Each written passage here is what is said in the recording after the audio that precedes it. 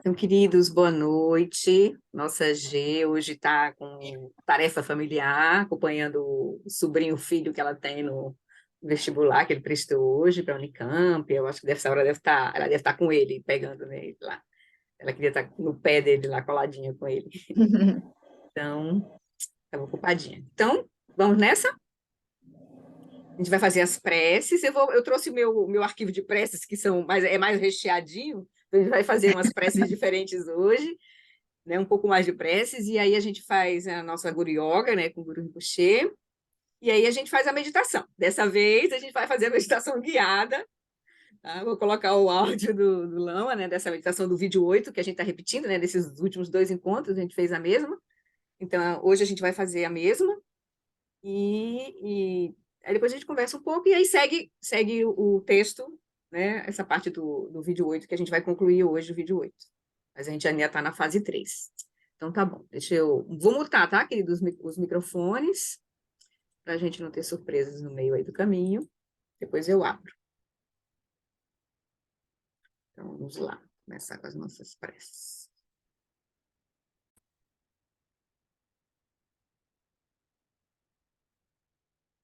Então, tragam a atenção, tragam consciência para o corpo, onde vocês estão sentados agora. Deixa que a consciência ilumine todo o teu corpo, e à medida que você vai relaxando, vai soltando as tensões, vai deixando o corpo numa posição confortável. Acalma a respiração, deixa ela fluir natural e abre espaço na mente, soltando as preocupações. Abrindo espaço para a gente se encontrar agora, né, com o Dharma, com o Buda e com a Sangha. Então, que a gente abre então espaço na nossa mente para a gente praticar com a aspiração de remover todos os obstáculos para manifestar a sabedoria, que é a nossa verdadeira natureza. Então, diante de Guru Rinpoche, a gente inicia lembrando dos 4 pensamentos que transformam a mente para purificar a nossa motivação. As facilidades e vantagens desse precioso renascimento humano são extremamente difíceis de encontrar. Então, nós temos a liberdade agora de não ter nascido em nenhuma das condições que a gente não teria liberdade para praticar. Nos reinos inferiores, com visões errôneas, ou então com dificuldades, né, físicas. Ao contrário, a gente tem esse corpo humano com todas as suas qualidades e faculdades funcionando. Então, a gente nasceu num lugar onde o Dharma foi proclamado, a gente tem fé no Dharma, e a gente não tem karma para grandes negatividades. E um Buda veio, ensinou o Dharma ainda existe, a linhagem está viva, ou seja, ainda é praticado e realizado. E a gente encontrou o Lama, a bondade dos lamas que tem pego as nossas mãos e nos conduzido no caminho. Então, isso é reconhecer a preciosidade da nossa vida humana. E a gente vê também que todos que nascem estão sujeitos aos fenômenos da impermanência e da morte. Então, a gente se dá conta de que tudo está em fluxo. Todas as nossas experiências, principalmente o nosso corpo, a nossa vida, essa condição dessa vida humana preciosa, também ela é impermanente. Então, a gente não perde tempo, a gente procura encontrar todas as nossas circunstâncias como oportunidades para a nossa prática. E a gente se lembra que a causa e o resultado de ações virtuosas e não virtuosas não podem ser evitados. A gente se dá conta da interdependência das causas e condições. E, principalmente, o nosso comportamento, as nossas ações são aquilo que estão sob o nosso domínio, o nosso poder. Então, a gente vê que ações virtuosas nos trazem felicidade e ações não virtuosas nos trazem sofrimento. Então, a gente cuida das nossas ações. Por fim, a gente vê que a natureza contínua dos 3 reinos do Sansara é um oceano de sofrimento. E a gente vê que, na verdade, O sofrimento é causado principalmente pela nossa mente, por ela operar em ignorância e em delusão, distorcendo a realidade, não reconhecendo a sua verdadeira natureza e distorcendo a realidade, se vendo como um eu autocentrado, um mundo separado de, né, pessoas e objetos separados de si mesmo. Então, essa confusão é que nos leva a gerar as aflições mentais, que levam às ações negativas, que nos conduzem ao sofrimento. Então, compreendendo, lembrando disso, desses 4 pensamentos, a gente, então, reza para que a nossa mente possa voltar-se para o Dharma sagrado, para a verdade. E a gente, então, a gente vê que todos os seres estão nessa mesma situação que nós. Então, a gente aspira que todos os seres tenham a felicidade e suas causas, que é a lucidez, né? Que todos estejam livres do sofrimento e suas causas, que é a ignorância. Que eles nunca sejam separados da bem-aventurança sublime, que é livre do sofrimento. A felicidade genuína que vem da lucidez. E que eles permaneçam em grande equanimidade, livres do apego e da aversão aos que estão próximos ou distantes. Possam manifestar essa sabedoria, a bondade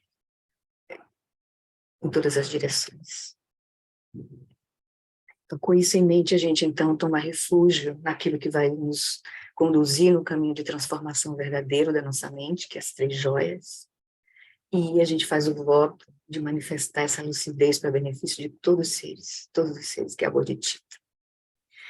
No Buda, no Dharma e na Assembleia Suprema, eu tomo refúgio até alcançar a iluminação. Possam os méritos de minha generosidade e outras ações virtuosas me conduzirem até a budeidade para o benefício de todos os seres.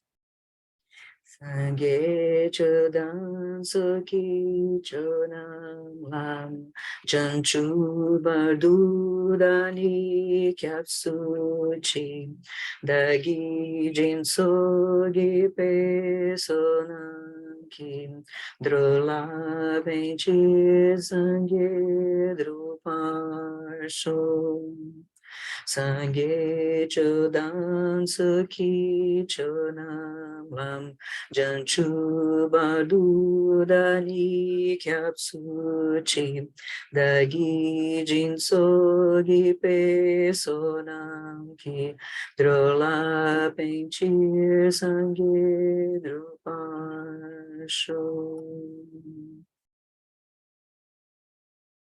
Então, aspirando a remover todos os obstáculos que nós temos, orgulho, inveja, arrogância, a aquisitividade. Então, a gente faz essa prece de 7 ramos para remover todos os obstáculos. E a gente fazer a nossa prática de Guru Yoga com a prece, com o Guru Rinpoche. Lama, deidades pessoais e dakinis, por favor, aproximem-se e acomodem-se sobre assentos de lótus, sol e lua. Com meu corpo, fala e mente, presto homenagem com reverência. Faço oferendas externas, internas e secretas.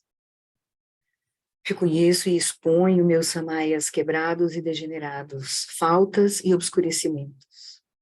Regozijo-me na prática do mantrayana secreto. Por favor, girem a roda do Dharma do mantrayana secreto, que amadurece e libera. Eu rogo, não passem para o Nirvana, mas permaneçam. Dedico a essência aos seres sencientes. Possamos nós realizar a natureza Vajra perfeita. Com essa aspiração, a gente então faz a prece de 7 linhas, fazendo a nossa conexão com, recebendo todas as bênçãos de Guru Rinpoche, para a gente realizar essa nossa sabedoria mais profunda em corpo, em fala e em mente. Rum, na fronteira noroeste de Odiana, no coração de um lótus, está sentado aquele renomado como Padmasambhava, que alcançou o espantoso Supremo Cid e está cercado por uma hoste de muitas dakinis.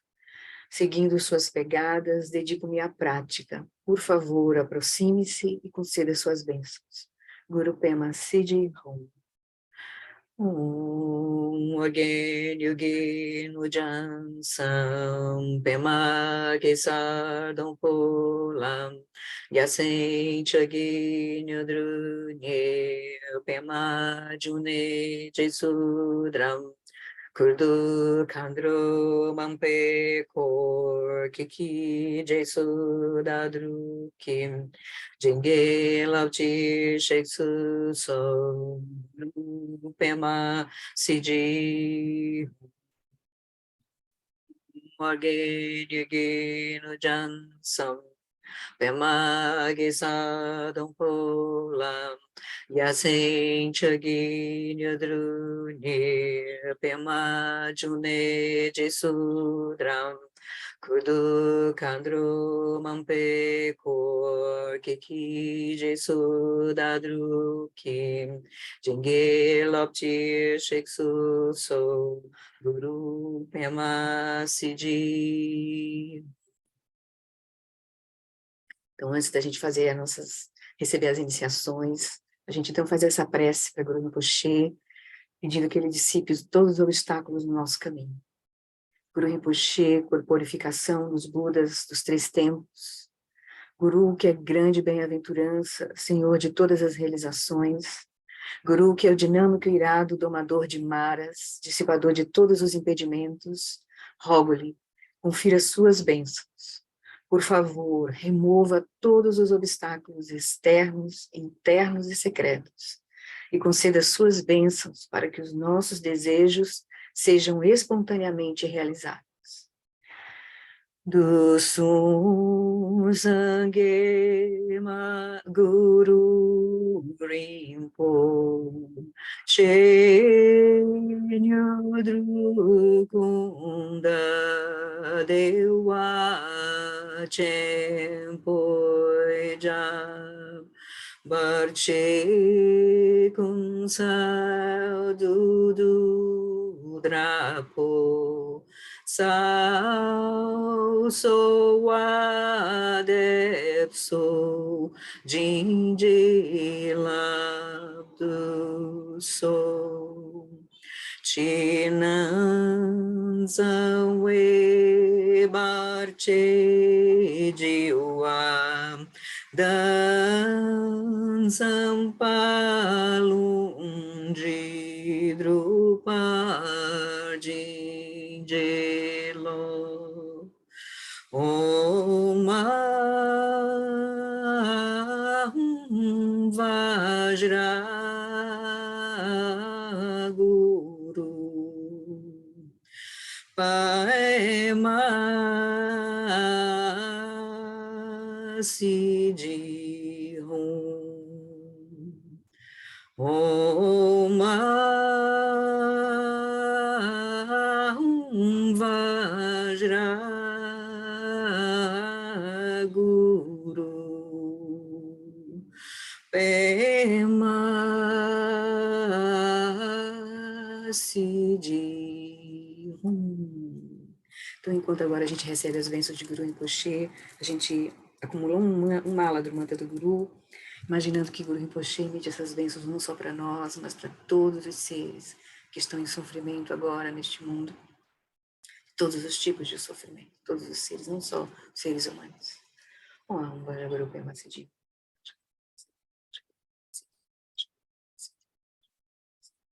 Om Vaja Guru Padma Siddhi, Om Vaja Guru Padma Siddhi, Om Vaja Guru Padma Siddhi.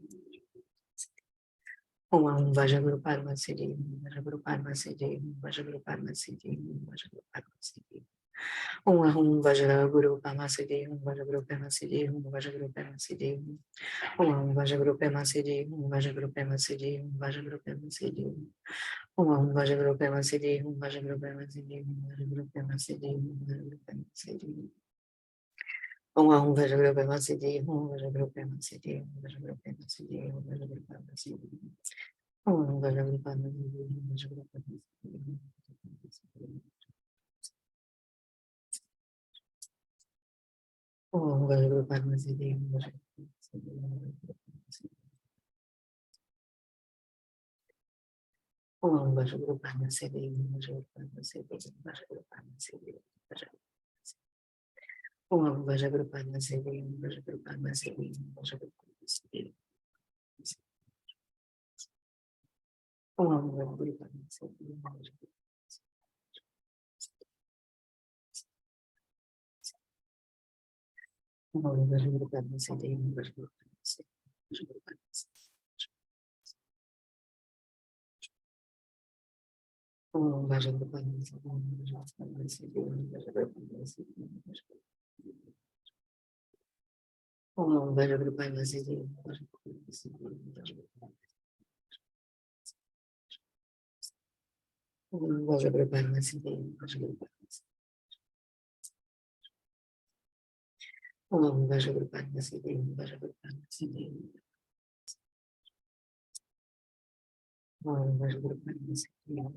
Om Vajra Guru Alma Siddhi Hum. Agora a gente se prepara para receber as 4 iniciações. A gente imagina uma sílaba Om branca na testa de Guru Rinpoche, flui uma luz branca, fluxo de luz branca diretamente para o Om na nossa testa. E a gente recebe as bênçãos que elimina todos os obscurecimentos, obstáculos do nosso corpo, transformando o nosso corpo num corpo Vajra, estabelecendo as bases para realizar o Nirmanakaya.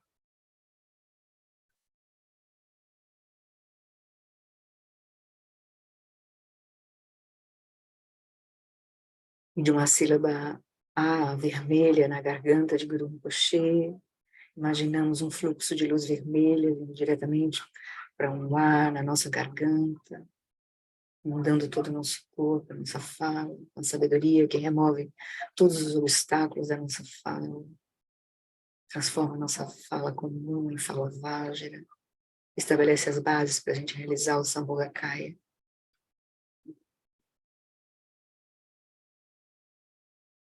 O fim de uma sílaba Rum, azul, índigo no coração de Guru Rinpoche.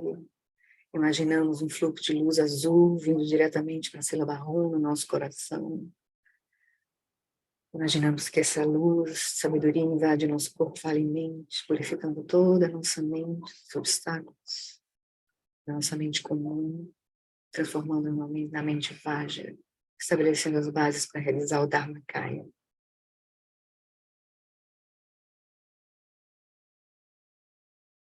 E, por fim, a gente imagina os 3 fluxos de luz vindos das 3 sílabas de Guru Rinpoche, diretamente para as 3 sílabas nos nossos 3 pontos, simultaneamente. E a gente recebe as bênçãos que purificam os nossos obscurecimentos mais sutis. Estabelece as bases para a gente realizar a grande perfeição, o Svabhavakaya, união dos 3 kayas.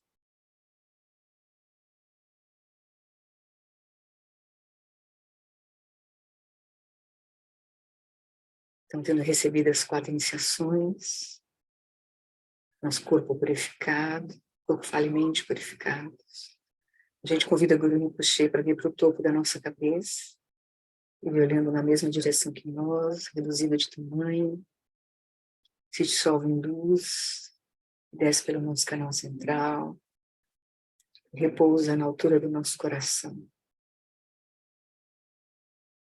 Por alguns instantes, percebemos que essa mente é inseparável da mente do Guru e de todos os Budas.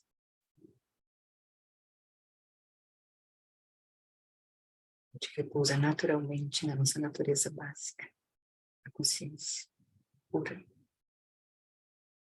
que é igual à consciência iluminada de todos os Budas.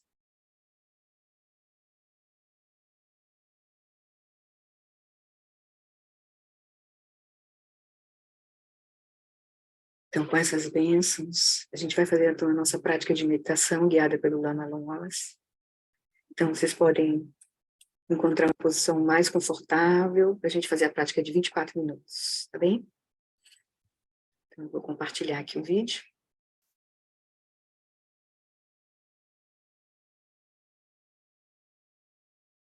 Darcy, você espera um pouquinho para ver se o áudio está ok? Ok?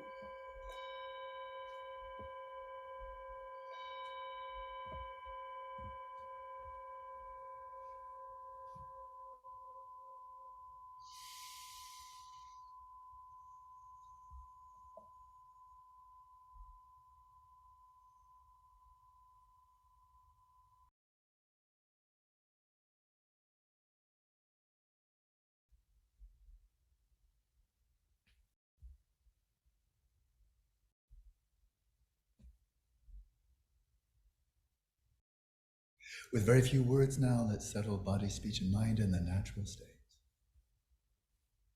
Com poucas palavras agora, então, estabeleça o corpo, a fala e a mente em seus estados naturais.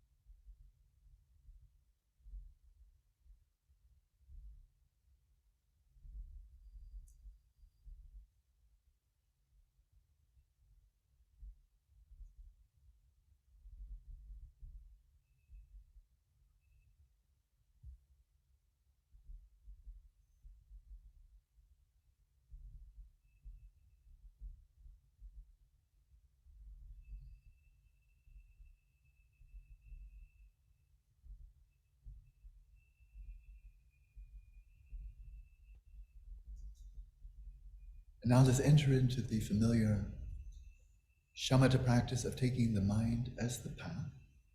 Let your eyes be open, your gaze vacantly resting in the space in front of you. Agora nós retomamos a prática familiar de shamatha, de tomar a mente como caminho. Então, para isso, abra os olhos, deixe o olhar repousar no espaço à sua frente, sem focar em nenhum objeto visual.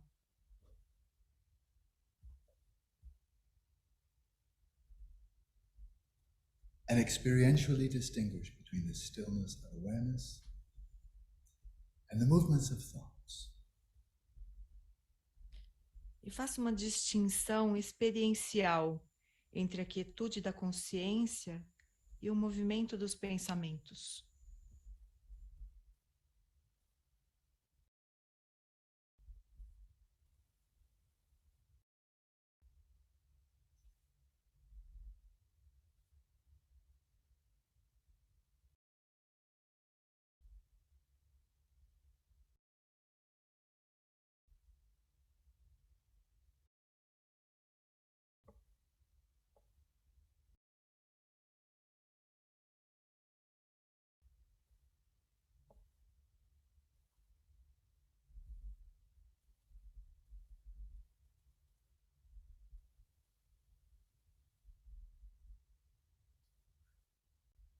And as you familiarize yourself with observing thoughts without thinking them, then you can move into the first of the four types of mindfulness, single-pointed mindfulness, in which you're simultaneously aware, in the very same instant, of the unwavering stillness of awareness and the comings and goings of thoughts, images, desires, the activities of. E agora, conforme você se familiariza com observar os pensamentos sem pensá-los, você pode avançar então para o primeiro tipo de mindfulness, de atenção plena, que é a atenção plena unifocada, em que você experiencia simultaneamente a quietude da consciência sem se perturbar e o ir e vir de pensamentos, de imagens, de atividades da mente.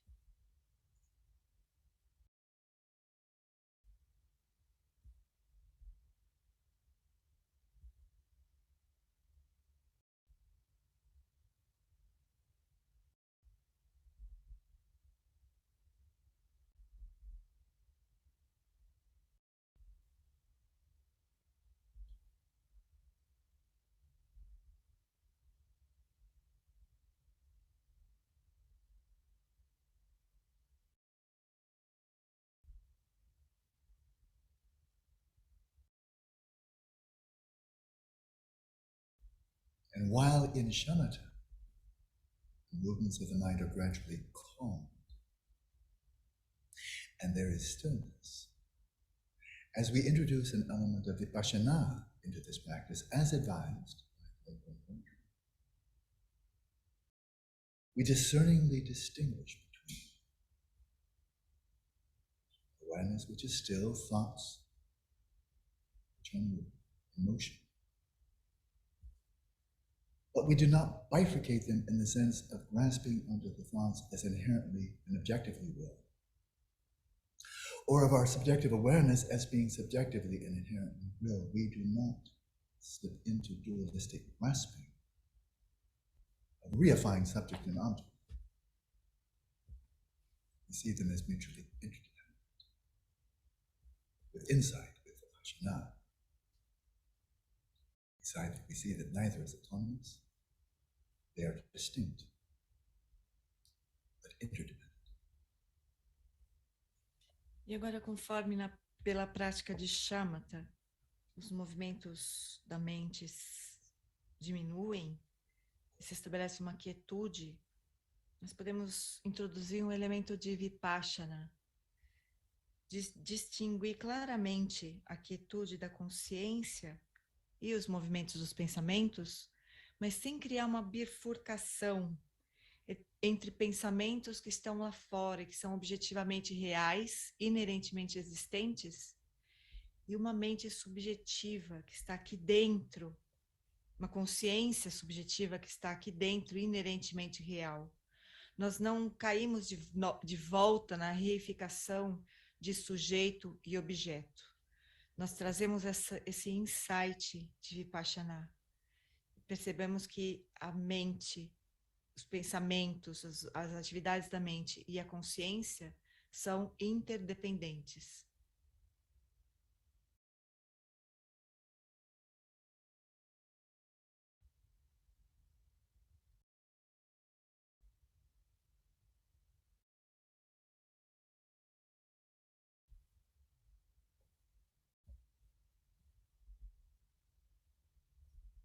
When you become lucid in a dream, you know that nothing that appears in the dream is really there. They appear, but they're not really there, and therefore you know that whatever appears in the dream cannot possibly harm you, any more than reflections in a mirror or a mirage. They appear, but they have no power of their own to help or hinder you. Quando você se torna lúcido no sonho, você sabe que nada está verdadeiramente ali presente. Tudo surge, mas não há nada verdadeiramente ali. E você sabe, portanto, que nada que surgir pode efetivamente causar mal para você. Não mais do que reflexos no espelho ou na superfície de um lago. Nada pode causar mal e nada também pode te ajudar.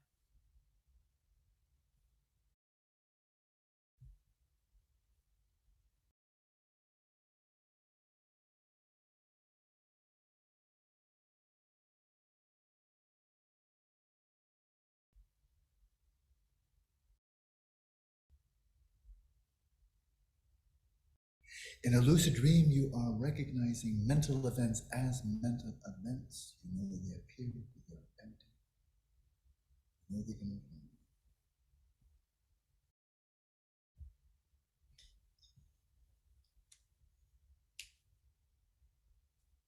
Quando você está lúcido, você reconhece eventos mentais como eventos mentais.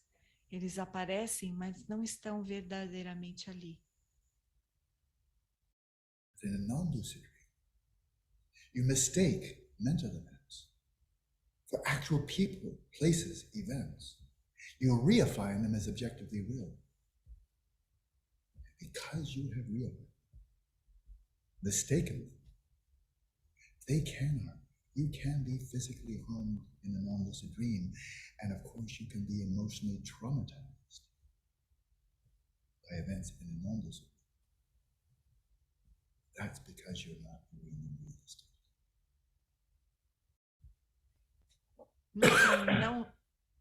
Num sonho não lúcido, você vê eventos mentais como pessoas, como eventos, como lugares. Você reifica tudo que surge no sonho. E porque você vê de forma equivocada, então num sonho não lúcido, aquilo pode realmente causar mal. Você pode realmente sofrer algum dano psicológico, algum trauma emocional. Mas porque você enxerga de forma equivocada, você reifica.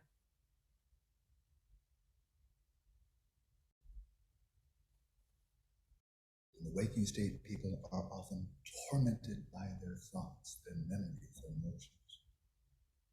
And why? Because they are reaffirmed, not perceiving mental events as mental events.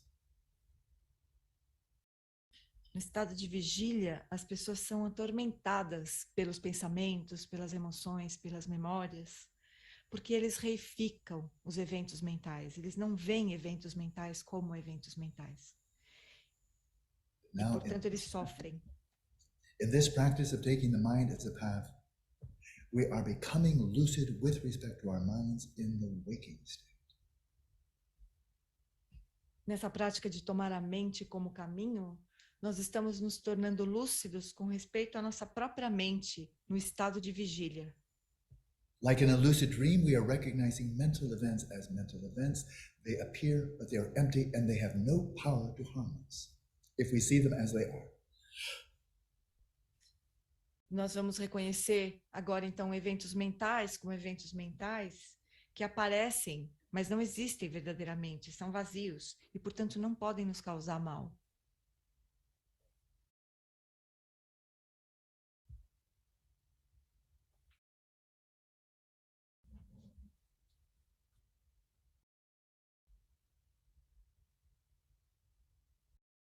While resting in the stillness of awareness, whatever appearances arise, recognize them as appearances. Recognize them as empty, subjective impulses. Observe them without appropriating them, without reifying, and they will no longer be able to harm. Nesta prática, então, nós observamos as aparências a partir da quietude da consciência, nós observamos as aparências como aparências vazias, como impulsos subjetivos vazios, sem nos apropriarmos, sem reificarmos as aparências. E, portanto, nada disso nos causará mal.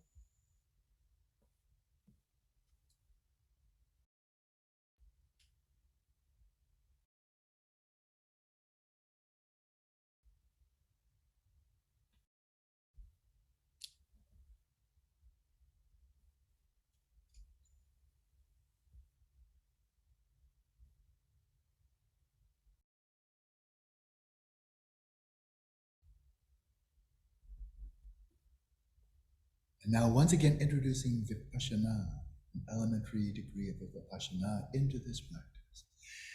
Using your discerning intelligence, recognize from moment to moment when you are indeed observing mental events as mental events, coming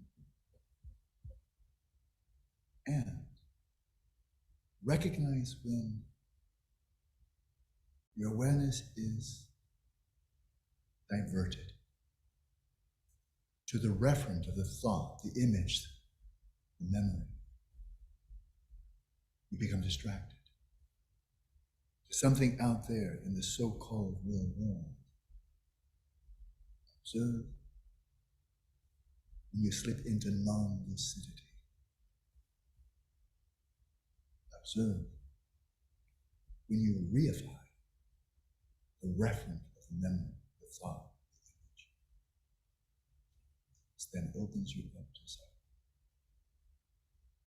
Observe carefully. E agora então nós introduzimos um elemento novamente de Vipassana. Então traga a sua inteligência discriminativa e reconheça quando você de fato observa eventos mentais como eventos mentais. Mas reconheça também quando a sua consciência for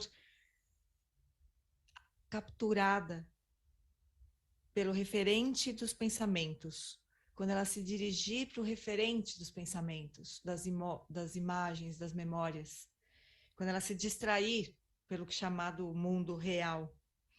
Então observe e reconheça quando você cai novamente na ausência de lucidez, quando você volta a reificar os referentes das memórias, dos pensamentos, das imagens.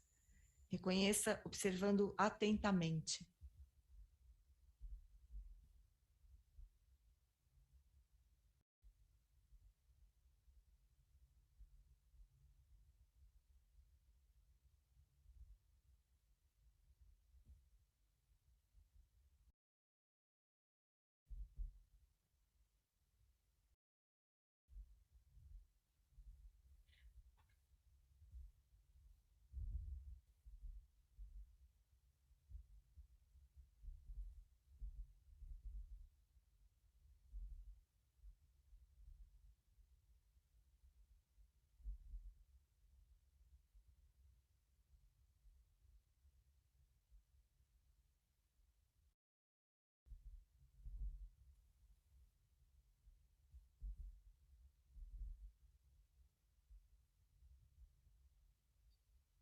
With Vipassana, with discerning intelligence, recognize when a thought arises and you simply witness it, like seeing clouds form in the sky and then vanish back into the sky. Observe thoughts arising when you're not appropriating, not identifying with them, not thinking, simply witnessing. Com esse elemento de Vipassana, de inteligência discriminativa, discernente, reconheça quando você apenas testemunha os pensamentos surgindo, como se fossem nuvens que surgem no céu e se dissipam, e se dissolvem de volta no céu. Observe os pensamentos surgindo sem se apropriar deles, sem se identificar com eles, sem reificá-los, sem pensar os pensamentos. Recognize when you are lucid with respect to the activities of the mind. Reconheça quando você está lúcido com respeito às atividades da mente.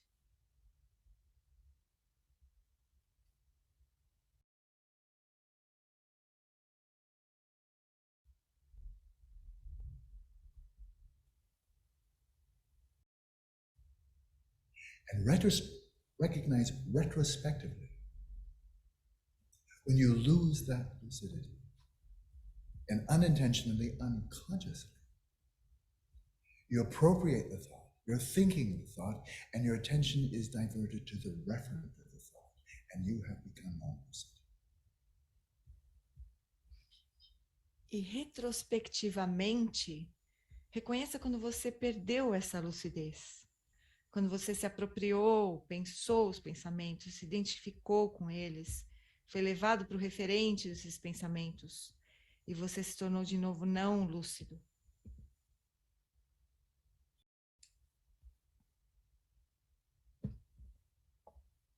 Remember the words of Shantideva, the opening lines of his meditation chapter. The person who is caught up in mind wandering, this non-lucidity, lives between the fangs of mental afflictions. Então, lembrando das palavras de Shantideva, um indivíduo que está sujeito à divagação mental, preso na ausência de lucidez, ele está, na verdade, preso entre as garras das aflições mentais. The psychological immune system is down. And you're now vulnerable to be infected by any manner of mental afflictions, hatred, greed, and pride. You're ready to suffer. É como se o seu sistema imune psicológico estivesse desligado. E você é infectado, então, por todo tipo de aflição mental. Ódio, ganância, orgulho. E você está pronto para sofrer.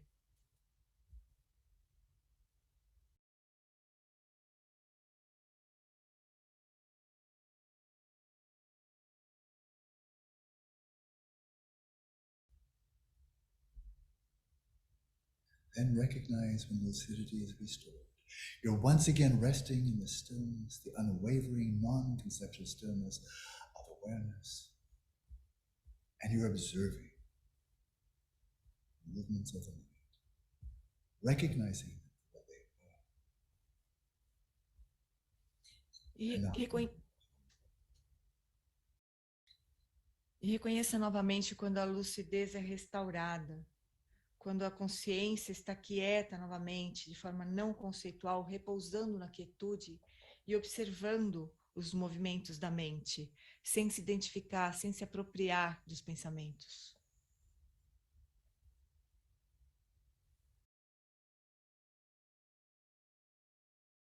Right here are facsimiles, a microcosm of nirvana and samsara. This is how we fall into samsara, by appropriating and reifying the events of the mind that are neither I nor mine.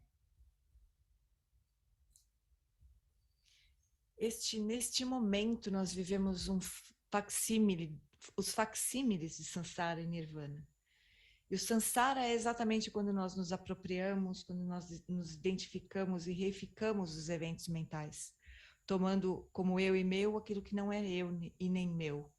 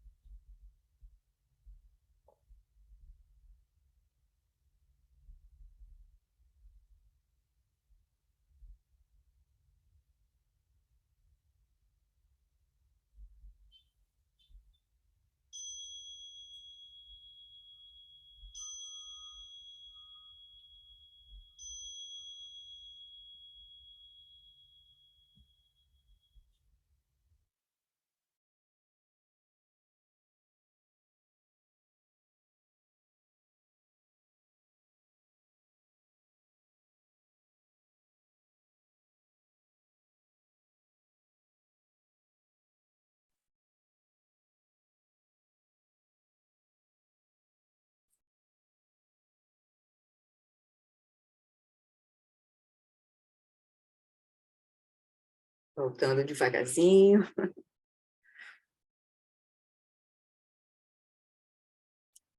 Relaxa o corpo aí, onde você ficou.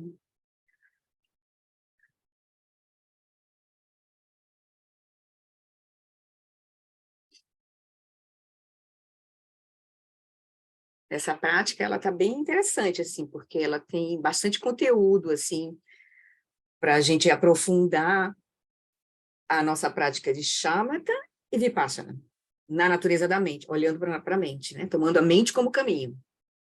Então, ele pede que a gente, né, faça essa prática de tomar a mente como caminho, né? Depois que a gente estabelece corpo, fala e mente, seus estados naturais, a gente, então, toma a mente como caminho. Primeiro, reconhece a quietude da consciência, experiencialmente, a diferença da quietude da consciência e dos movimentos da mente. Então, aquela primeira experiência que a gente precisa acessar para aí depois conseguir praticar o primeiro tipo de atenção plena da fase 1, que é a atenção plena unifocada, que é repousar, né, na quietude da consciência em meio aos movimentos da mente. Ou seja, sem que a consciência seja arrastada pelo movimento da mente, né? Então, essa é a prática principal que a gente vai fazer na fase 1, a prática de Shamatha. E na fase 3, a gente está unindo Shamatha e Vipassana, que a gente está aí olhando de forma profunda para a nossa própria mente, vendo a natureza da nossa própria mente, vendo, ele vai nos convidar a olhar, primeiro, para a gente não reificar, porque quando a gente está olhando para a nossa, né, a gente encontra a experiência da consciência, que é essa abertura viva, né, que reconhece, que conhece as experiências. No caso, a gente não está focando nas aparências de olhos, ouvidos, nariz, língua, tato. A gente está olhando para o nosso espaço da mente, o que surge no espaço da mente. Só que aí a gente vai reconhecer as aparências objetivas desse espaço da mente, que são aquilo que aparece na mente, os pensamentos, memórias, imagens, mas também tem as aparências subjetivas, que são os estados da mente, que como eles chamam assim, aquilo que é como se fosse as emoções, as aflições e várias outras atividades da mente, elas são, como se estivesse ligada ao sujeito, aquele que observa, né? Porque tem aquele que observa e tem o que é observado, os pensamentos, imagens e memória. Então ele diz, não mantenha essa dualidade, veja que isso é coemergente, né? Olhe, né? Repouso na quietude da consciência, né? Na prática de Vipassana, olhe para isso, mas não de forma separada. Eu vou até pegar aqui, eu separei aqui já esse arquivo que a G compartilhou com vocês, né, o PDF desse vídeo 8, e até sugeriu que vocês pegassem essa prática guiada aqui, né, está já transcrita, vocês têm acesso a esse PDF, está lá no Drive, materiais do estudo. Você vê o vídeo A Visão Iluminada Samantabhadra, parte 8, o vídeo 8, está aqui o número do arquivo, parte 8, Visão Iluminada Samantabhadra, 2021, parte 8. E aí eles dizem, pega isso aqui, imprime, e deixa de lado, estuda antes de fazer a prática, estuda, e aí faz a prática sem estar ouvindo o lama. Faz a partir do teu entendimento. Essa é a sugestão que a G deu, né? Então, aí a gente tem como olhar, a gente precisa entender a instrução para fazer a instrução, certo? São 2 passos distintos aí, né? Então, a gente entende e aí faz. Então, vamos passar rapidinho aqui, já que eu peguei, depois a gente volta lá para o texto. Então, ele diz, com poucas palavras, estabeleça corpo, fala e mente em seus estados naturais. Então, ele não deu instrução aqui dessa fase preliminar, que ele costuma nos convidar a fazer. Primeiro, estabelecer o corpo em seu estado natural, aquelas 3 qualidades, relaxado, quieto e vigilante. A gente tem que se lembrar disso, como estabelecer o corpo em seu estado natural. Pode ser muito rápido. Tá. Relaxado, quieto e vigilante. A fala em seu estado natural, que seria o quê? Está ligada à respiração. Deixar que a respiração flua no seu ritmo natural. E estabelecer a mente em seu estado natural, que é ela aberta, clara, né? Presente, clara e relaxada. Sem estar no passado nem no futuro. Está completamente aqui agora, aberta, relaxada. Esse é o estado natural da mente. Aí, agora, entrando na prática familiar de Shamatha, de tomar a mente como caminho, deixe seus olhos abertos com o olhar vagamente repousando no espaço à sua frente, sempre convidando para a gente, quando fizer Shamatha com foco na mente, a gente deixar um pouco o olho aberto para não pensar que a mente, né, está aqui dentro da cabeça. Então, a gente abre um pouquinho, mas de forma que a gente não tenha nada visualmente complicado na nossa frente, assim, só para a gente deixar um espaço assim, entre nós e algum objeto que tenha na nossa frente, só para a gente sentir um pouco essa dimensão de espaço, assim, né? Então, à medida que você se familiariza com a observação de pensamentos, sem pensar neles... Não, desculpa, volta aqui, né? Ele diz assim, então, depois que você abre, né, estabelece o corpo, fala e mente em seus estados naturais, então a gente volta para a prática de tomar a mente como caminho, deixando os olhos abertos. Aí ele diz, faça uma distinção experiencial, ou seja, veja diretamente a distinção entre a quietude da consciência e o movimento dos pensamentos. Então, a gente precisa reconhecer claramente isso para a gente poder fazer essa prática. Se a gente está com com a mente muito agitada, a gente dá passo atrás, a gente volta para estabelecer o corpo, dá mais um tempo de manter a atenção na respiração, até conta respirações, para que essa mente conceitual possa se acalmar um pouco. Aí a gente, então, acalma um pouco a mente conceitual para aí poder fazer essa prática, senão a gente não consegue fazer. Então, Elise, então, você distingue agora, então, a quietude da consciência, veja o que é essa experiência, e do movimento dos pensamentos. Então, eu sei o que é, eu estou vendo, na minha experiência, o que é a quietude da consciência, e estou vendo o que é o movimento da mente, os pensamentos que surgem, imagens que surgem na mente. Então, à medida que você se familiariza, você consegue permanecer fazendo isso, né? Mantendo a quietude da consciência e observando os movimentos da mente. Então, à medida que você se familiariza com a observação de pensamentos, sem pensar neles, então você pode, ou seja, você está a consciência está testemunhando os pensamentos, não está pensando os pensamentos. Então, isso também não é fácil, porque a gente está acostumado a imediatamente reagir aos referentes dos pensamentos e entrar nas histórias que os pensamentos, daqueles referentes. A gente, como ele vai explicar mais à frente, a gente começa o samsara, que a gente se distrai com os referentes dos pensamentos, que são as histórias, blá, blá, blá, blá, blá. Aquela imagem levou a isso, já levou aquilo, e a nossa mente se moveu, a gente já não está mais aqui agora olhando o movimento da mente, a gente já está pensando os pensamentos. Então, à medida que a gente... Deixa eu ver quem foi que escreveu. Essa mente que identificamos é a consciência mental, né, Flori? Sim, a gente está aqui, essa consciência que a gente está... Nós estamos no reino da consciência mental, né? Porque a gente não está na consciência substrata, a gente está, por enquanto, no reino da consciência mental ainda. A consciência mental, ela é quieta, a consciência é quieta, e os movimentos da mente é o que surgem nesse espaço, nesse domínio da mente, né? Então, à medida que você se familiariza com a observação do pensamento sem pensar neles, então você pode passar para o primeiro dos 4 tipos de atenção plena, que é a atenção plena unifocada, tá? Da fase 1, lembra os 4 tipos? Na qual você está simultaneamente consciente da quietude inabalável da consciência e as indas e vindas dos pensamentos, imagens, desejos, atividades da mente, né? Aí, ó, aquilo que é objetivo e desejos, impulsos e as atividades da mente, que são aquilo que surge no suposto sujeito que está observando, né? Suposto, né? Aí ele diz, enquanto em shamatha, você vê sua mente gradualmente se acalmar e a quietude. Então, você está cultivando, a gente tem que dar um tempo para isso acontecer, assim, a gente precisa cultivar, se familiarizar com essa experiência de estar simultaneamente consciente da quietude da consciência em meio aos movimentos da mente, sem pensar os pensamentos, sem seguir as histórias. Então, aí, com isso, a tendência é que a nossa mente se acalme um pouco. À medida que introduzimos agora um elemento de vipassana nessa prática, conforme aconselhado, na fase 3, discernimos a distinção da quietude e dos pensamentos que estão em movimento, mas não os bifurcamos no sentido de aprender os pensamentos como inerentemente e objetivamente reais, ou nossa consciência subjetiva como sendo subjetiva e inerentemente real. Aqui ele convida que a gente não reifique a mente que está observando os movimentos da mente, como se fossem 2 coisas. Ele disse, não entramos em um apego dualista, nem reificamos sujeito e objeto. Aqui, objetos são o que está surgindo no espaço da mente.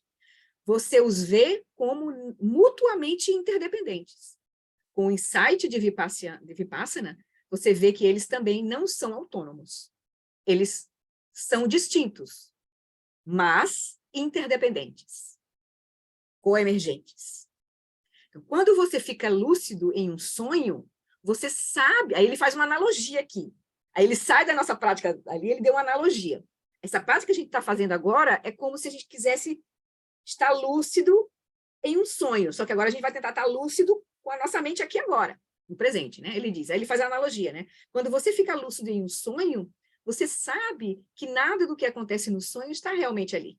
Então, se você está sonhando lucidamente, você sabe que tudo que está ali é a sua própria mente. As experiências e o próprio sujeito que está ali experienciando. Tudo é a sua própria mente. Quando a gente está com sonho lúcido, né? Então, eles aparecem, mas não estão realmente ali. Tanto o ambiente como o próprio sonhador. Né? E, portanto, você sabe que tudo o que aparece no sonho não pode ser nada mais do que o reflexo em um espelho ou lago. Eles aparecem, mas não têm poder para ajudar ou machucar. Em um sonho lúcido, você reconhece os eventos mentais como eventos mentais. Porque você sabe que é o reino da tua mente que é a tua mente que está operando ali no sonho lúcido. Não tem nada mais. É só a mente. Só tem mente. Seja no ambiente, nas pessoas que você está vendo no sonho, no ser que você está chamando de eu no sonho. Tudo isso é a tua mente, você vê claramente, né? Isso é um sonho lúcido. Então, em um sonho lúcido, você reconhece os eventos mentais como eventos mentais. Quando eles aparecem, não estão verdadeiramente ali. Em um sonho não lúcido, você confunde eventos mentais com pessoas, lugares e eventos reais. Então, você, quando não está no sonho lúcido, o que está aparecendo ali é como se fosse real. Você vive uma realidade. Aí você os reifica como objetivamente reais, as pessoas, o ambiente, você lá no sonho. Então, né? Porque você os considera reais. Ao confundi-los, pensando que são reais, algo separado da sua própria mente, você pode ser fisicamente ferido no sonho não lúcido. E, claro, pode ser emocionalmente traumatizado por eventos em um sonho não lúcido. Você vai sentir medo, raiva, tudo vai surgir. Isso é porque você vê de forma equivocada, você não está lúcido, você está vendo aquilo que está aparecendo como se fosse real. Em um estado de vigília, as pessoas muitas vezes são atormentadas por seus pensamentos, suas memórias e emoções. Quantas pessoas vivem, né? As que estão mais gravemente doentes, elas vivem, não, estão adoecidas mesmo, ela não tem mais nem noção do que é a realidade. Mas a gente que, seres normais, entre aspas, nós estamos olhando para a nossa mente e reagindo, sofrendo pelo que está pensando, que está surgindo na mente, sofrendo ansiedade. A gente está assim, né? Lembrando das coisas, preso em emoções do passado. Por quê? Porque nós, no estado de vigília, nós estamos reificando os eventos mentais, não vendo os eventos mentais como eventos mentais. Nessa prática de tomar a mente como caminho, estamos nos tornando lúcidos em relação à nossa própria mente no estado de vigília. Então, aqui nós estamos cultivando a lucidez de olhar para a nossa mente e ver as aparências objetivas e subjetivas que surgem nesse espaço da mente como vazias e luminosas. Não estão em algum lugar. Surgem, mas elas não estão inerentes, não são reais. Então, tudo isso acontece no espaço da nossa mente. Então como em um sonho lúcido, nessa prática, estamos reconhecendo eventos mentais como eventos mentais. Eles aparecem, são vazios e não têm o poder de nos prejudicar se nós os vermos como são, como eventos mentais. Então, pode aparecer a coisa, porque a gente pode estar sentado e pode vir memórias, pode vir coisas, a nossa mente começa a surtar, a ter dúvidas, medos. Se a gente olhar com aqueles nhamos, né, que o Lama fala tanto, né, que podem surgir, mas se a gente olhar eles como eventos mentais, eles simplesmente, tudo isso vai se dissolver e a gente não vai ser afetado por eles, né? Aí ele vai dizer, eles aparecem, são vazios e não têm o poder. Então, como em um sonho lúcido, estamos reconhecendo eventos mentais como eventos mentais. Eles aparecem, são vazios e não têm o poder de nos prejudicar se nós os vermos como são. Apenas aparências surgindo no espaço da nossa mente. Enquanto descansa, isso não só o que surge como pensamento, mas as próprias emoções também, que são as aparências subjetivas, né? Os estados, as atividades da mente também são vazias. Isso é mais difícil, porque a gente está identificado com as emoções. Muito difícil. Então, agora, enquanto descansa na quietude da consciência, quaisquer aparências que surjam, reconheça-as como aparências. Reconheça-os como ou então como impulsos vazios, se for uma emoção, e subjetivos. Observe-os sem se apropriar deles, sem reificá-los. Eles não podem nos machucar. Quando é uma emoção, então, é mais difícil, porque a gente aqui nos toma, aperta o nosso coração, a gente quer sair, fazer alguma coisa, mas se a gente conseguir ficar com isso, simplesmente isso tudo vai se desativar. Esse condicionamento, né, de reagir, de dar solidez a essas experiências. Então, agora, mais uma vez, introduzindo o Vipassana, o grau elementar de Vipassana nessa prática, usando sua inteligência discriminativa, reconheça, momento a momento, durante esses 15, 20 minutos que você tiver, reconheça, esteja presente, reconheça momento a momento quando você está, de fato, observando eventos mentais como eventos mentais, né, chegando, e reconheça quando sua consciência é desviada para o referente do pensamento, ou imagem, ou memória. Você se distrai com algo lá fora do chamado mundo real. Porque aquele pensamento foi tão... Veio a imagem da sua mãe, aí você se lembra, minha mãe, aí eu tenho que... Aí você, pronto, já está fazendo reagindo como se tivesse uma experiência real acontecendo. Seja projetada no futuro, seja no passado, pode ser uma memória, você revive completamente aquilo, naquele momento. Então aí ele diz, reconheça quando a sua consciência foi capturada, né, desviada para o referente do pensamento, imagem ou memória. Você se distrai com algo lá fora do chamado mundo real. Observe quando você desliza para a falta de lucidez. Ou seja, quando acontece isso. Quando a gente entra, o referente nos puxa e a gente entra na história, né? Observe quando você reifica os referentes da memória, dos pensamentos, das imagens ou da própria emoção. Reconheça, observando atentamente. Claro que a gente reconheceu, aí a gente faz, solta, relaxa, solta aquilo que estava nos prendendo, né?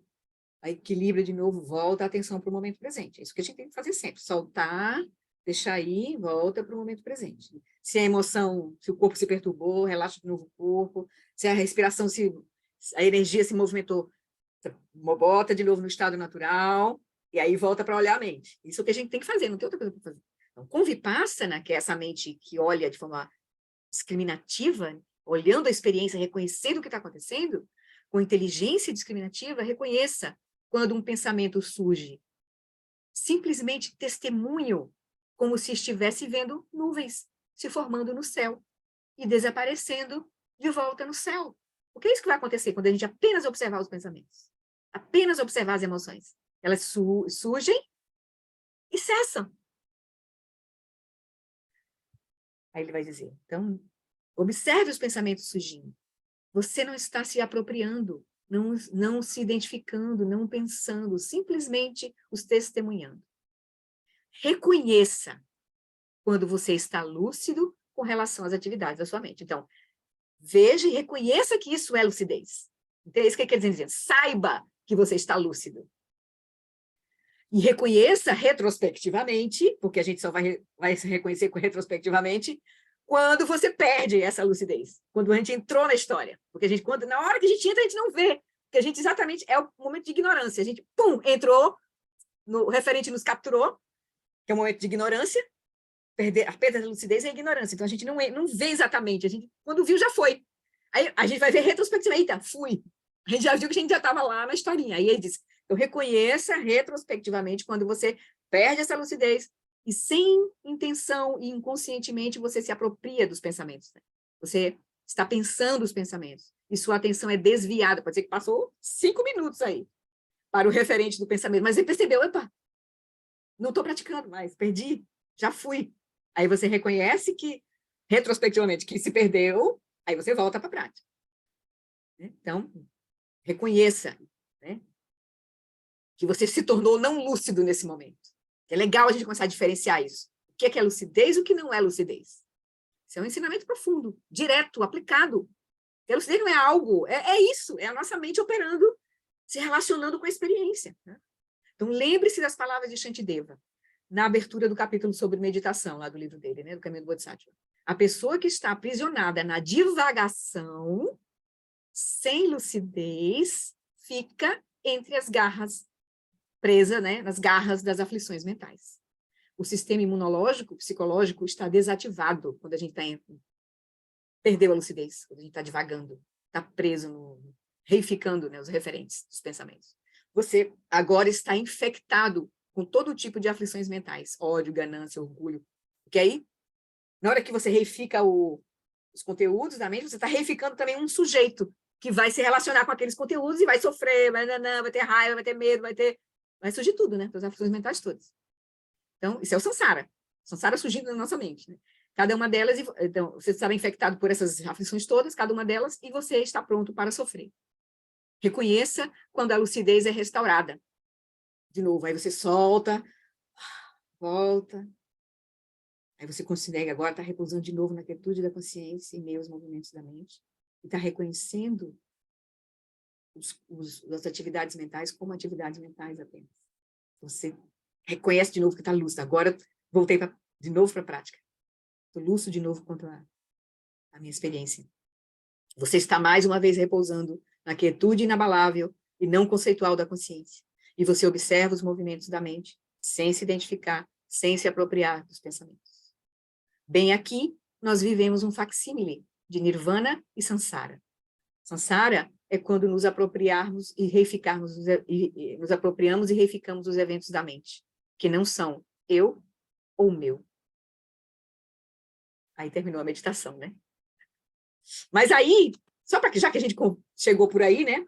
Então é legal a gente entender isso, porque é uma instrução muito direta, muito clara para a nossa prática. Pode ser que a gente precise acumular mais um pouco de estabelecer o corpo no estado natural, estabelecer a respiração no ritmo natural, mas isso é a prática que a gente tem que fazer. É simples, é isso. Então, aí a gente só tem que ver onde é que estão os nossos obstáculos naquele momento que a gente está fazendo, se a gente está muito agitado. Então a gente volta, faz as práticas que nos ajudam a remover os obstáculos para acalmar a nossa mente e a gente encontrar de novo a experiência da quietude da consciência, ficar apenas observando, não tem nada a fazer, nada. Isso aqui é o ponto também. Isso é mortal para o nosso ego. Se abrir para essa experiência de simplesmente estar presente é mortal para o nosso ego. Gera uma agonia nossa. A gente não consegue. É incrível, é incrível. Mas é isso, não tem nada para fazer, é só isso mesmo. Só isso. É uma prática, como ele diz, né? Do não fazer. É a inatividade, que é o ponto. Para a gente desativar nosso aprisionamento a essa mente dualista, e aí a gente começar a poder olhar para a natureza da nossa mente, e aí começar a cultivar as qualidades da nossa mente.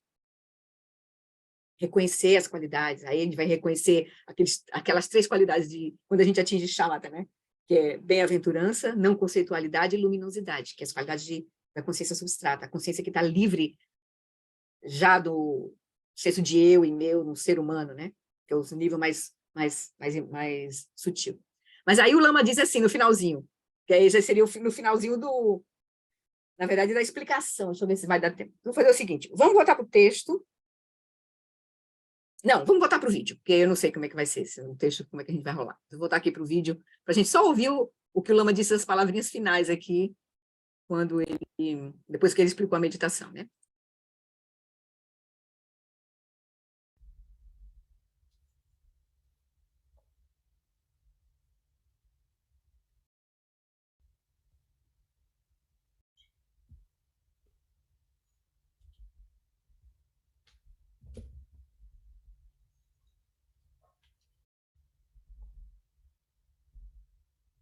So the Buddha was asked whether he was a man.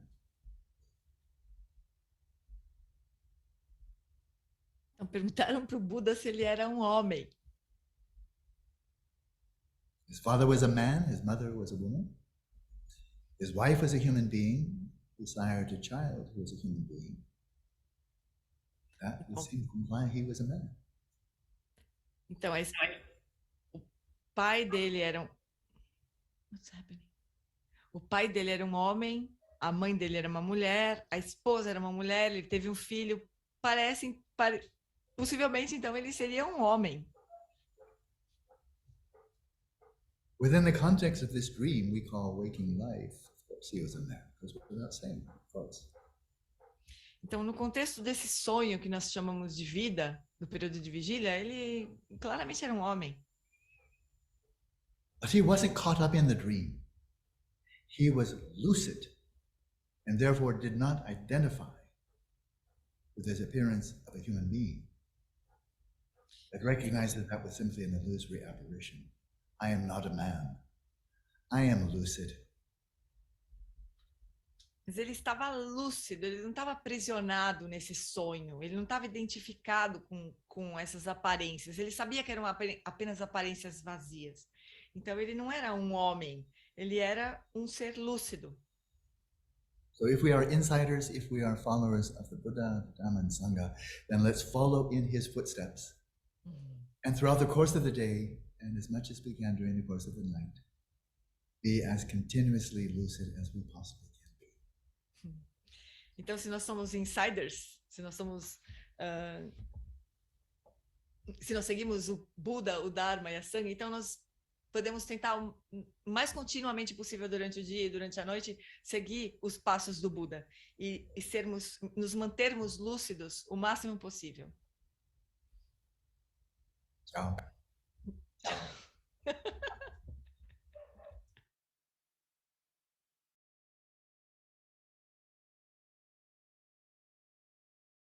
Então, foi o finalzinho, né, do vídeo, né? Esse foi o finalzinho do vídeo mesmo, depois que ele faz a explicação final, né, do tópico ainda da fase 3, que a gente está vendo, e aí conduz essa meditação, nos ajudando a reconhecer o que é lucidez, o que não é lucidez, diretamente, e aí ele lembra que o próprio Buda foi perguntado se ele era um homem, ele diz, não, eu sou lúcido, eu estou desperto, I am awake, vamos falar assim um pouco também, estou desperto.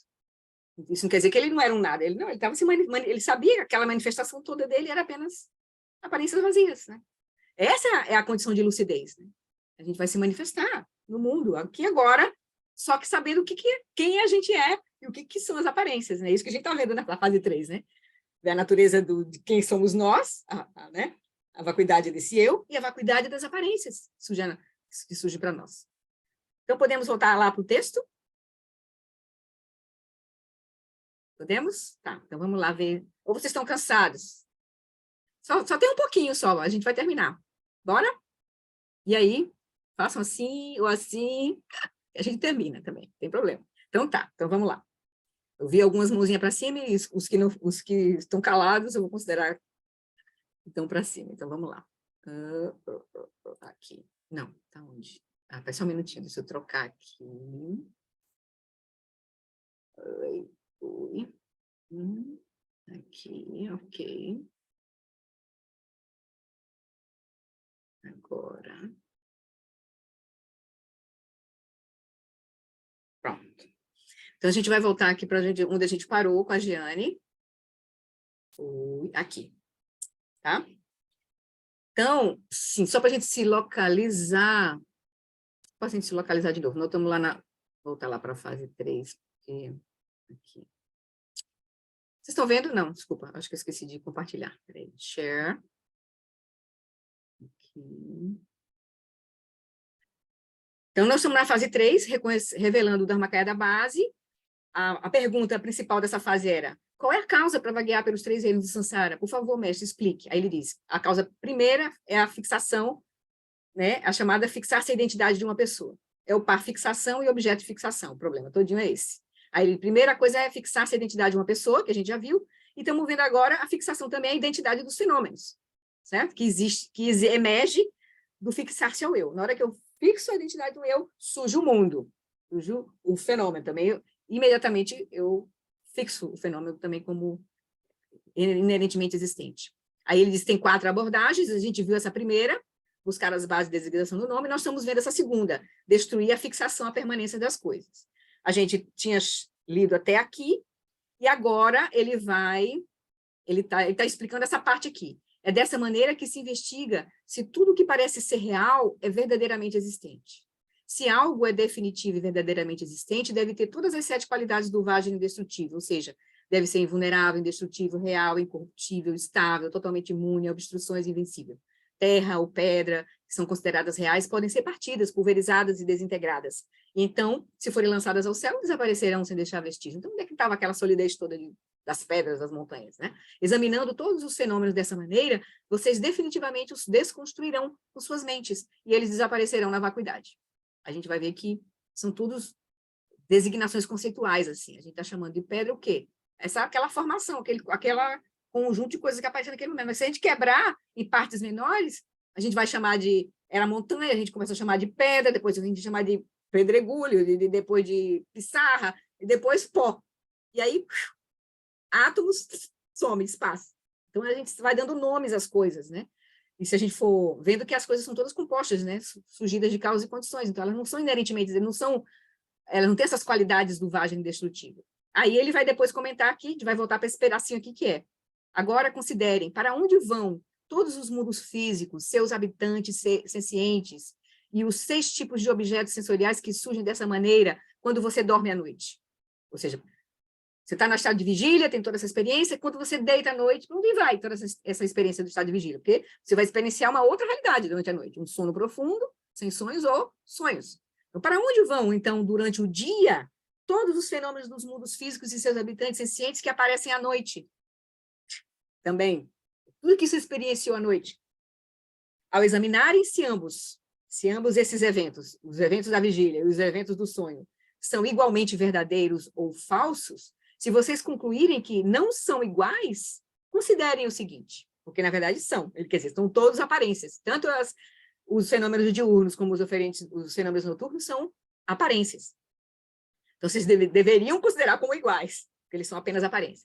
Mas se vocês não considerem, não concluírem que eles não são iguais, considere o seguinte: ó discípulos magicamente emanados, ouçam. Ele vai comentar isso aqui, tá? Que é esse pedacinho do texto que a gente vai comentar. Durante o ano em que vocês tinham 13 anos, onde moravam a cada mês, a cada dia e a cada momento? Vocês tinham lá, nós estamos agora mais ou menos na média dos 50. Com 13 anos de idade, onde vocês estavam? Né? Onde moravam a cada mês, a cada dia, a cada momento, quando vocês tinham 13 anos? De quais alimentos vocês gostavam? Que amigos vocês acompanhavam? Que palavras vocês disseram? Inspecionem a realidade da matéria, da tua experiência que você viveu naquele tempo. Se as aparências diurnas verdadeiramente existem, então, quando este corpo atual é abandonado, onde estão os pais e o corpo da pessoa que prossegue? Porque esse corpo vai, no momento da morte, esse corpo vai se dissolver, mas aí a gente vai continuar o sonho da morte. A gente vai aparecer num corpo mental sutil no bardo. E depois a gente vai renascer, seja numa terra pura ou seja no samsara de novo, vai surgir um outro corpo grosseiro de novo. Né? Então, as aparências diurnas, né?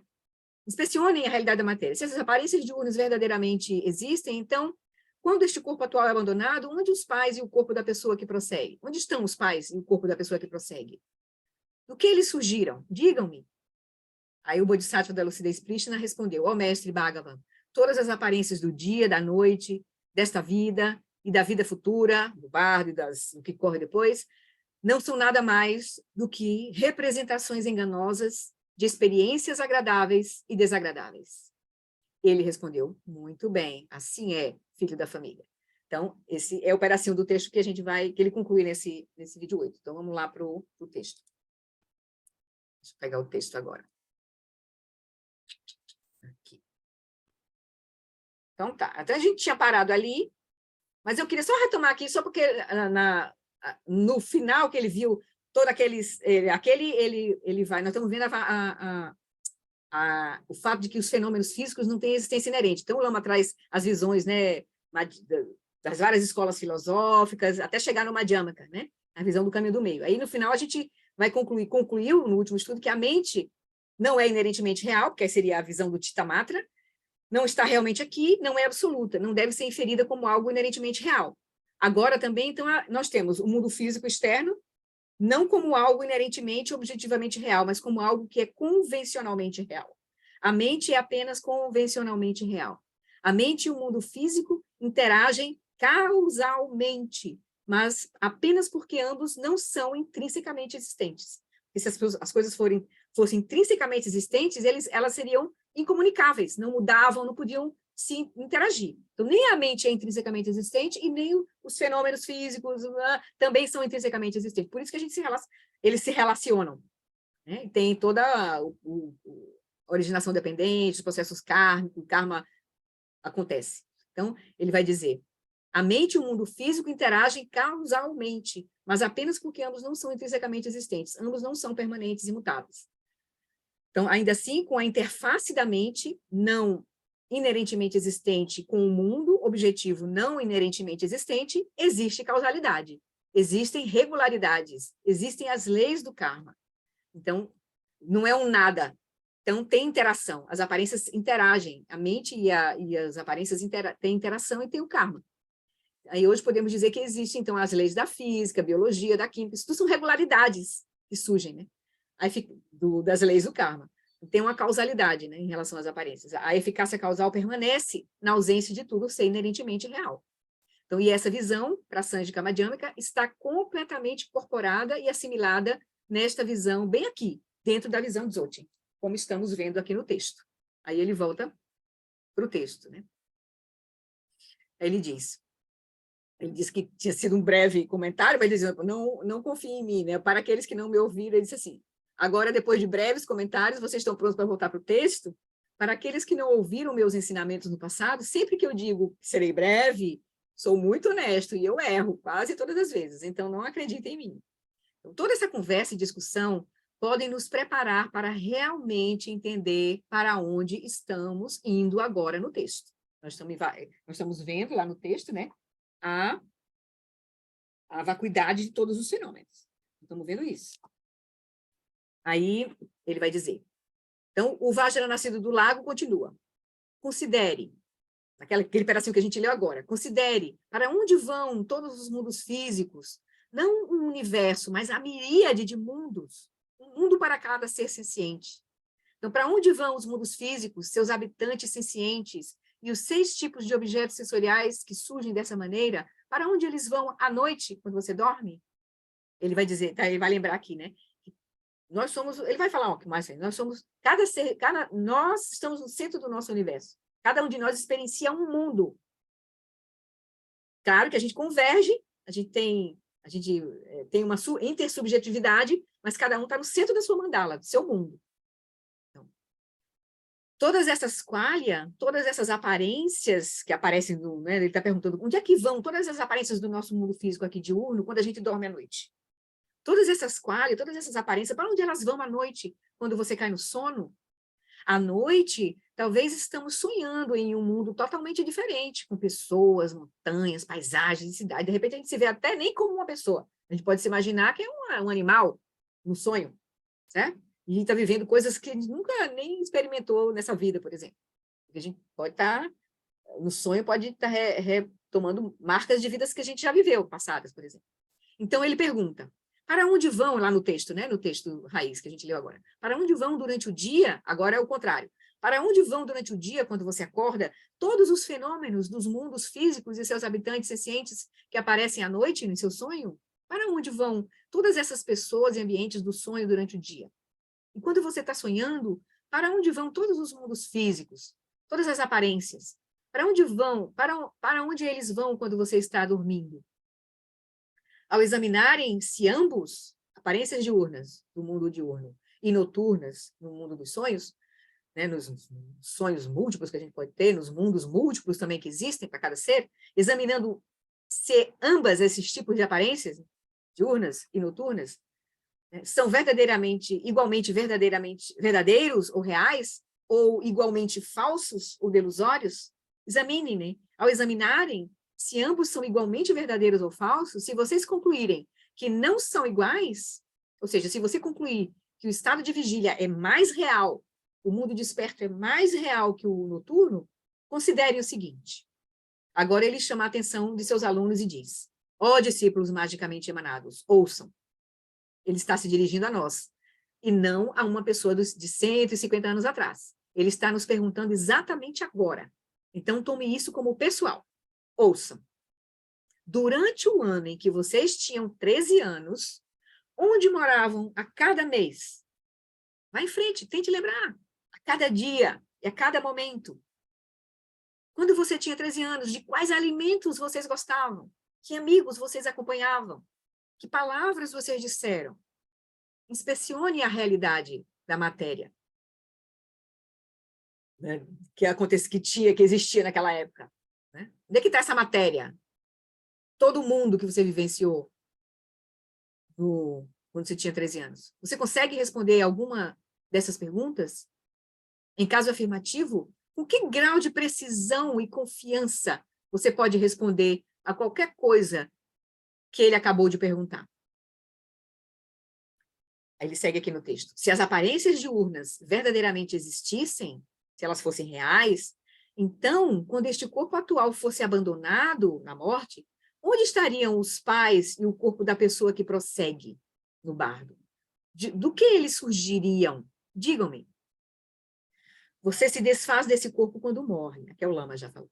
Você se desfaz desse corpo quando morre. E aí, a pessoa do bardo, a pessoa que passa pelo bardo, a pessoa que prossegue, que é né, esse estado do bardo, agora você tem um corpo novo, e é um corpo mental. Você morreu e agora está no bardo, você tem um corpo lá. Onde estão os pais do corpo da pessoa que vai para essa condição, esse estado, né, para o além? Do que eles surgiriam? E quem são os pais desse corpo do bardo, desse ser do bardo? Do que eles surgiriam? Digam-me. Aí o Bodhisattva Vajra da Lucidez Prístina respondeu, falando a partir da sua perspectiva. Ó mestre Bhagavan, todas as aparências do dia, da noite, ou seja, do seu sonho, desta vida e da vida futura, lá do bardo e tudo que segue a isso, nossos renascimentos e tudo, todas essas aparências não são nada mais do que representações enganosas de experiências agradáveis e desagradáveis. Ou seja, são apenas aparências vazias. Aí o Vajra diz, Vajra Lago respondeu, muito bem, assim é, filho da família. Agora o Lama vai comentar um pouco. Acho que praticamente todos nós seríamos incapazes de responder a essa pergunta. Onde a gente estava lá, né? Onde você estava quando você tinha 13 anos de idade, dia a dia, momento a momento, o que você disse, o que você comeu. A menos que agora você tenha 13 anos e mesmo assim provavelmente não consegue se lembrar do que disse há um mês ou mesmo há uma semana atrás. Se você tivesse agora 13 anos e você, né, ouvisse essa pergunta do Vajra do lado. E a gente, então, que já passou bastante tempo dessa idade, mais difícil ainda a gente lembrar. Então, portanto, na prática, tomando a mente como caminho, frequentemente comenta-se, nessa prática de shamatha, para repousar sua consciência no momento presente imediato. Quaisquer pensamentos do passado que surgirem, reconheça que o passado não existe mais. Ele se foi. Não vá da realidade do presente para a não realidade do passado, que não existe mais. O passado não existe mais. A gente tem sempre o momento presente. E o que a gente se lembrar do passado, agora, com essa nossa mente aqui, vai ser o que a gente ressignificar sobre o passado. A gente só vai acessar de fato as experiências que a gente viveu, evidentemente, se a gente acessar a consciência substrato. Aí a gente resgata aquela experiência mesmo que a gente teve. Mas senão a gente só vai se lembrar a partir das referências do presente. A gente não vai mais experienciar aquela mesma experiência. Agora a gente já mudou, a gente já ressignificou, a gente nem se lembra direito daquilo que a gente não consegue ver exatamente como foi o nosso sofrimento, assim. Talvez a gente nem se consiga lembrar. Ele vai dizer. E quando os pensamentos surgirem como sendo o futuro, não antecipe, não avance no futuro para o referente desses pensamentos, porque o futuro também ainda não chegou, ainda não existe. O Lama está só lembrando aqui que, na verdade, o que a gente tem é o momento presente, e que o passado já passou, e o futuro ainda não chegou. Né? Na prática de chama, a gente é convidado a estar presente com o que está acontecendo na nossa mente, está surgindo na nossa mente. Portanto, descanse no momento presente. Isso é o mais real que se pode ter. Talvez não seja inerentemente real, mas existe. Caia na real e permaneça real no momento presente. E aí é somente quando a gente conseguir atravessar essa turbulência da nossa mente grosseira comum e acessar a consciência do substrato que a gente pode acessar as marcas, né, das experiências que a gente, né, vivenciou. Aí ele diz, agora as marcas de experiências passadas não desapareceram. O fato de você não conseguir se lembrar dos detalhes de quando você tinha 13 anos não significa que essas memórias não existam. Mas você pode voltar ao Dzogchen dessa forma, chegando a Chitta-matra, essas impressões, aqui eu sei que é quando você pensa que a mente, só existe a mente, né? Chitta-matra é a visão de que a mente é real. Essas impressões, chamadas de vasana em sânscrito, essas impressões não são armazenadas no seu cérebro. Nenhuma memória é armazenada no seu cérebro, assim como nenhuma memória é armazenada no seu teclado.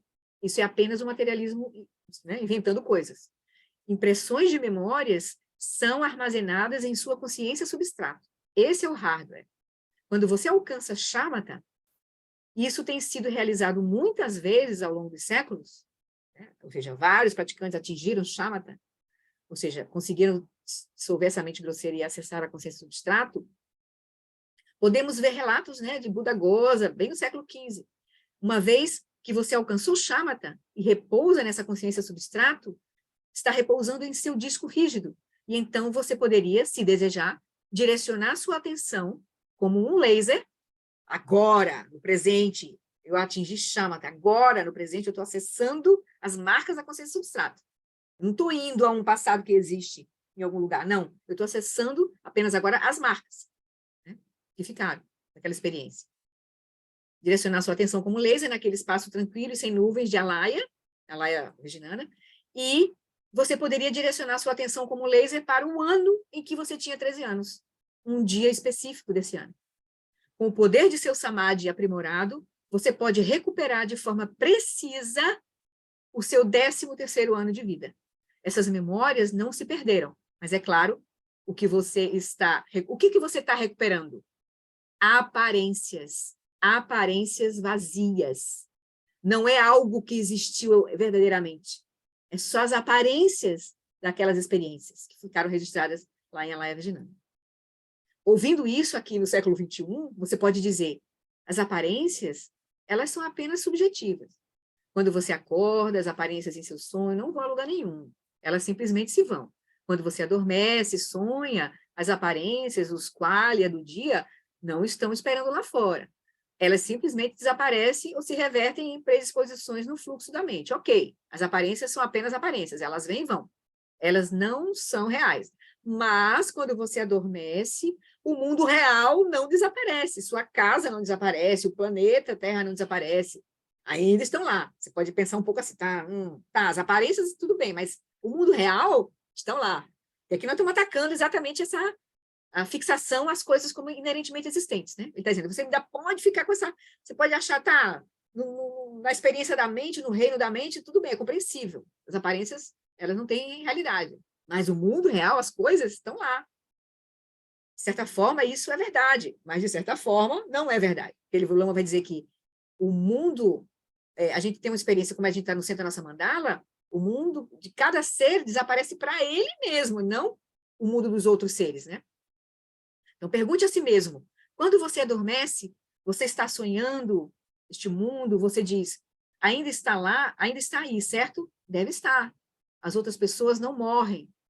Quando você adormece, você está sonhando este mundo, né? Você diz, esse mundo, ele está aí, né? Eu estou sonhando lá na minha cama, mas o mundo está aí, acontecendo, as pessoas estão vivendo suas vidas, eu estou lá dormindo, sonhando, mas as pessoas estão aí vivendo suas vidas, outras pessoas não morrem, e o mundo não desaparece.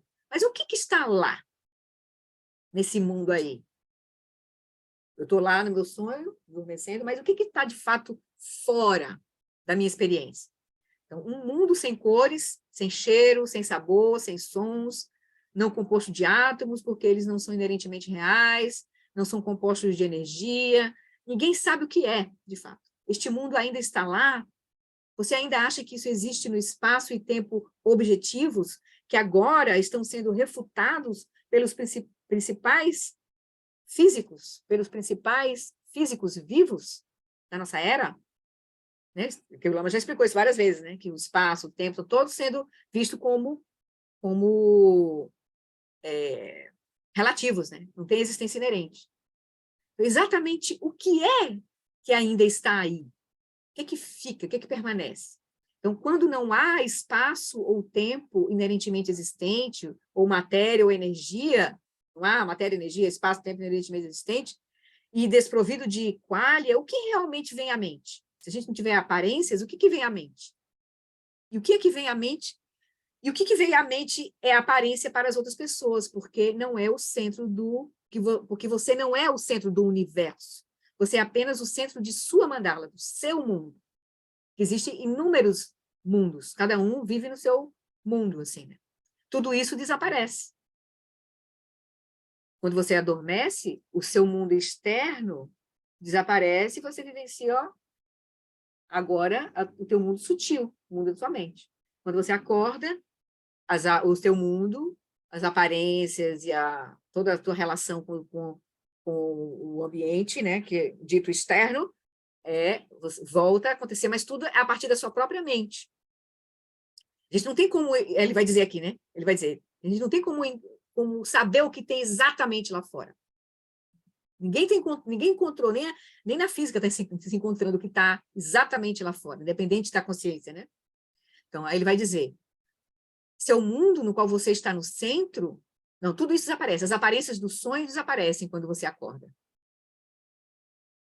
Quando você acorda, as aparências do sonho desaparecem. Quando você dorme, as suas aparências do estado de vigília desaparecem. Ele diz, né? Para você. As outras pessoas continuam se movendo nos seus universos, nos seus mundos, na sua mandala. Então, seu mundo no qual você está no centro desaparece quando você adormece e sonha. Mas todos os outros, humanos e não humanos, seres sencientes, né? Cada um deles está no centro de sua mandala. Eles continuam. Eles não desaparecem por sua causa. Isso não é solipsismo. Então, o que o Buda está dizendo que não existe nada além do que você experiencia. Não, você experiencia o seu mundo e as outras pessoas experienciam os seus mundos. Se você pensa o que realmente existe, se você pensa o que realmente existe quando ninguém está olhando, sobre o que realmente existe quando ninguém está olhando, não existem seres sencientes. Se você acha que ainda existe um mundo físico lá fora, você não tem onde se apoiar, nem na física, nem no budismo, nem no Chittamatra, nem na Prasangika, nem no Dzogchen. O mundo existe apenas em relação aos seres sencientes. E cada ser senciente está no centro de seu próprio mundo. E eles estão interrelacionados. É um negócio complexo. Tem a experiência individual, mas tem a intersubjetividade. Visões de mundos muito diferentes, cada um tem. Né? Ou seja, essas são visões de mundo completamente diferentes, que nós estamos acostumados.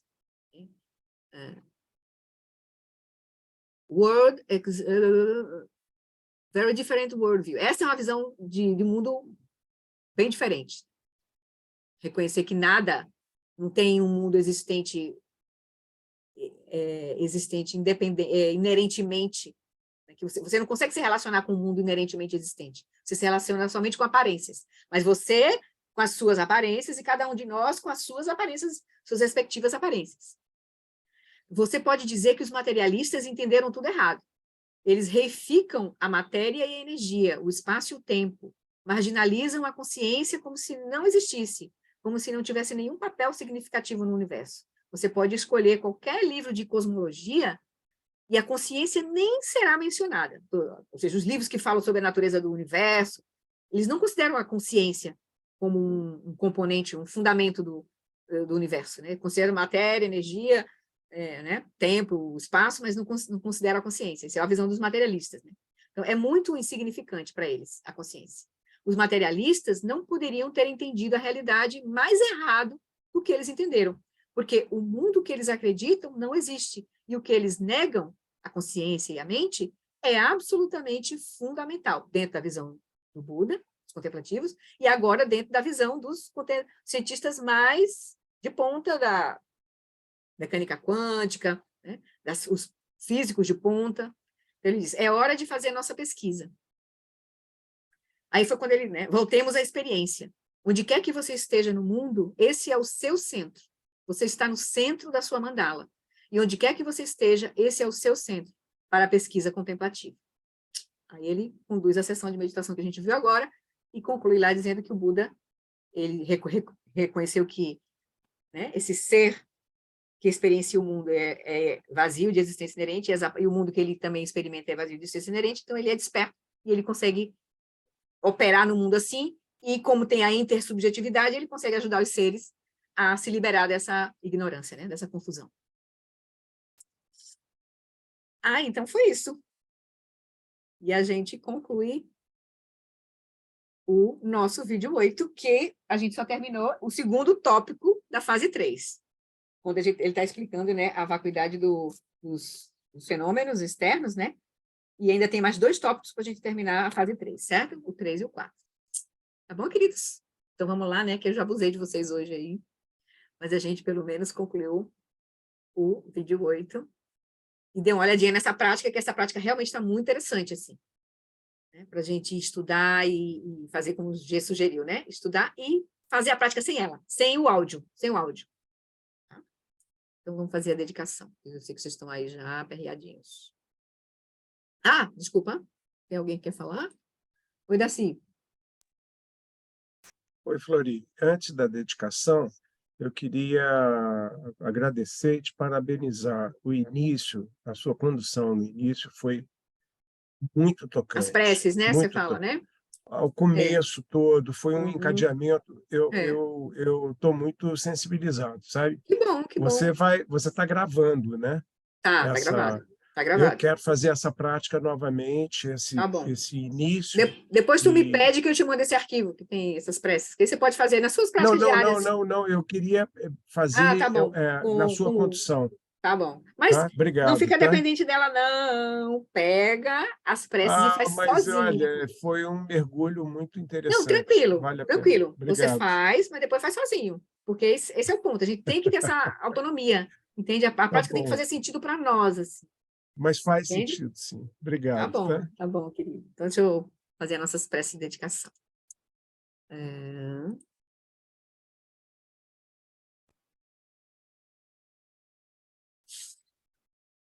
Por essa acumulação de méritos, possa eu obter a onisciência que tudo vê, e possam todas as falhas ser superadas, que das ondas revoltas e turbulentas, do nascimento, velhice, doença e morte, deste oceano do samsara, possa eu liberar os seres. Sonandi Tanchezipani Toni ni pedra não panjeshin que gana te balontro pai si petsoledro wadro war show. Peço longa vida à sua santidade Dalai Lama.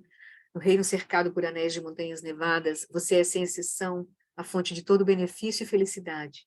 Poderoso Avalokitesvara, Senhor da compaixão, Tenzin Gyatso, que os seus pés de lótus permaneçam firmes por centenas de anos.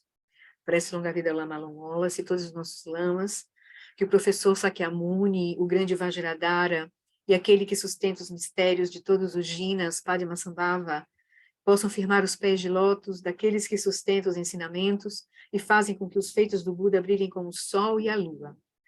Aquele que derrama uma grande chuva de amor sobre seres em terras distantes e sustenta-os com o néctar dos ensinamentos do Buda, aquele ilimitadamente afortunado, o grande ser conhecido como Alan Wallace, possa sua vida ser longa.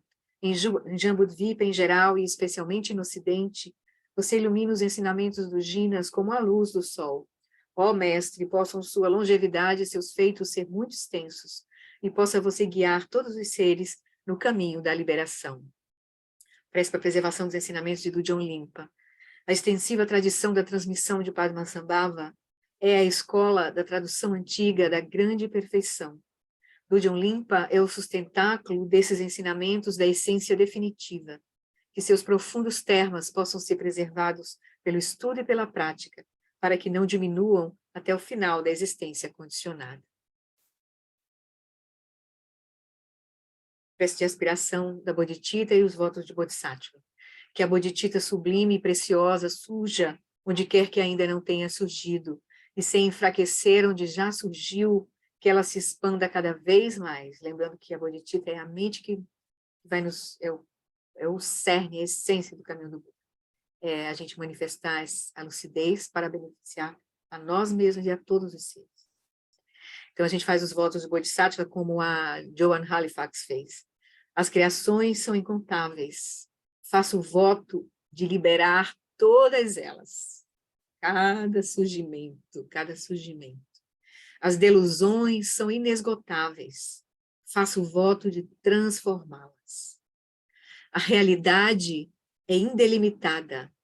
Faço o voto de percebê-la. O caminho desperto é insuperável. Faço o voto de corporificá-lo. Então, esse é um voto de Bodhisattva, como diria Lama Santen. Por essa virtude, possa eu rapidamente realizar o Lama de Odiana e possa eu conduzir todos os seres, sem exceção, a esse estado de realização. Giwadinho Dudá, Orgin Lama Drugune, Droa Chicken Malopá, Dei Sala Gopa, Show.